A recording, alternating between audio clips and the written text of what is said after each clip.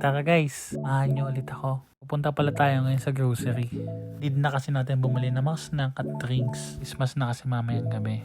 After ko pala dito, pupunta tayo ng Seafood City. Bili tayo doon ng mga panghanda natin sa Pasko. At ayan guys, nandito na tayo. Akala ko nga madaming tao ngayon eh. Meron din palang binibenta dito ng mga pang Pilipino. Medyo pricey nga lang sila. For example, itong tocino. Ang isang balot niya na ay $8 na. Ang mahal, di ba? Ito pala ng mga nabili ko. Bumili ako ng water, bigas, chicheria, drinks, at kung ano-ano pa. Tapos nagulat ako, may nido din silang binibenta. After ko mag-grocery, pumunta na din ako sa Seafood City. Dito kasi tayo bibili ng mga panghanda natin para sa Pasko. May Jollibee din pala dito. Malapit lang pala to sa bahay namin, mga 10 minutes away.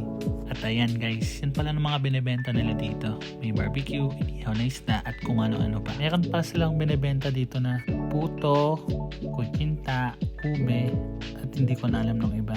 Hindi kasi ako mahilig dyan eh. Basta pumunta na lang kayo dito. Umuwi na rin pala ako after nun. Sa mga hindi pala nakakakalala sa akin, ako nga pala si Luigi. Nakatira ako sa Ontario, Canada. At ayan guys, nakauwi na din tayo sa bahay. Ito nga pala ng mga nabili ko kanina sa Seafood City. Natatakam na ako sa crispy ulo guys. Kaya dito ko na din tatapusin ang video na to. Salamat sa panonood. Merry Christmas guys!